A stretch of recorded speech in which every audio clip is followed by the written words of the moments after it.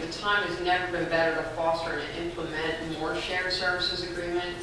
Given the state of the economy and the difficult financial situation in which we find ourselves, the governor and I are actively asking municipalities to continue to think outside the box to become more efficient. We also recognize that the legislature is asking the same. Despite these challenges, many municipalities are finding ways to operate more efficiently and cut costs, whether it's through shared service agreements with neighboring towns or negotiating employee contracts with the taxpayer in mind. We applaud these efforts and encourage municipalities to continue finding creative ways to run government efficiently and cost effectively. I think civil service is the biggest barrier to shared services between towns? It is a significant barrier. We have 194 towns that are basically not being invited into the process because of either actual complications that are associated with the laws or perceived complications associated with those laws. So we have 370, if that's about the number of towns that are non-civil service, who don't have that particular challenge as it relates to public-to-public agreements, correct? Yes. So certainly, give or take, about 2/3 of them. And then the civil service towns in and of themselves, I'm not sure how they're spread out, if they're contiguous or otherwise. That would be interesting to know. But they certainly, that wouldn't be a barrier for them if they're civil service to civil service. Agreed. The complicating factor is absent in a non-civil service. So then beyond that issue, knowing that there's at least 2/3 that don't have that issue and the other third that don't, if they kind of work with each other, in those two different areas, what's the next major reason why we don't see more of this? From a perspective of what the legislature could do to facilitate that?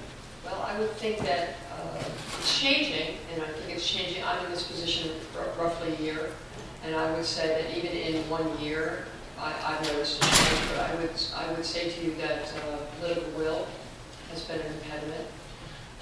I've had, regrettably, some difficult conversations with mayors who have said things I think are not truly accurate. I've had mayors tell me that they can't engage in a shared service agreement because it would change the character of their community. I've had mayors tell me that it would result in job loss, and they were unwilling to have any sacrifice within their own community, even if it would benefit two or more communities. One of the things that I've always hoped to do was to try to foster relationships with the larger towns with their smaller brethren, sort of become the big brother or the big sister to the smaller towns around them.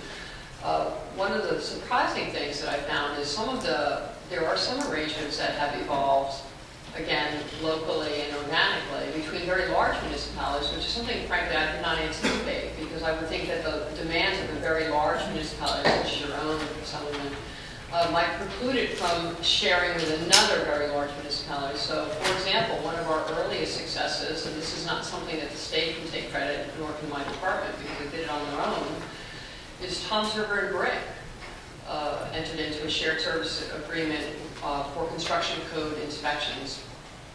And those towns are almost exactly the same size of population, and they have a significant geography. I would not have expected that service, frankly, to be one that could be shared, but they are making it work. Now, I'm not saying it's perfect. I'm sure they've had a few moments, and there's been some hiccups along the way, but that agreement's been in place for more than a year, and I've had both mayors in my office, and I understand that it is something that is cost-effective, and it is something that they are inclined to continue. So, communication lines must remain open, but there must be a commitment to the cost-effectiveness and certain efficiencies. And sometimes, I'm sure that perhaps the pizzeria might not get inspected as quickly as one might perceive it should be, but that's not a reason not to explore and enter into something such as this.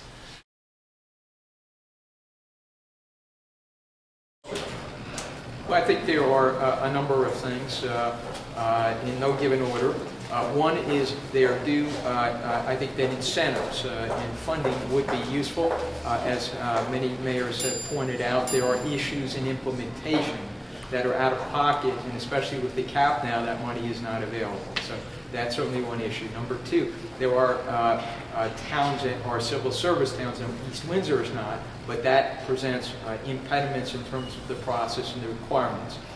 Third, there are other statutory impediments which encompass non-civil service towns that require certain steps, procedures, rehiring with respect to police employees, with respect to health department employees, as well as other areas of services. So those statutory impediments need to be lifted so as to allow towns to make arrangements without having their hands tied.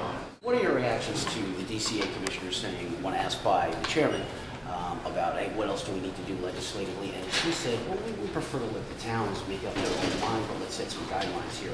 That seems to be something I've heard from Bill Dressel for a while. Don't force feed us, give us some guidelines and help us, but leave it up to us. What are your reactions to that?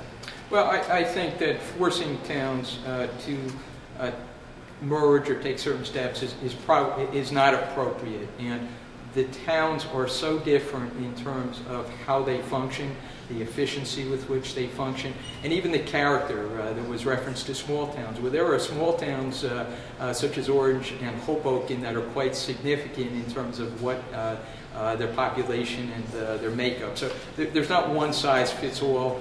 It is important to come up with standards. It's important to come up with incentives. It's important to improve the process so that towns can more easily and without being handcuffed enter into sharing services agreement and cutting costs. That would be the more effective and I believe more successful way to go.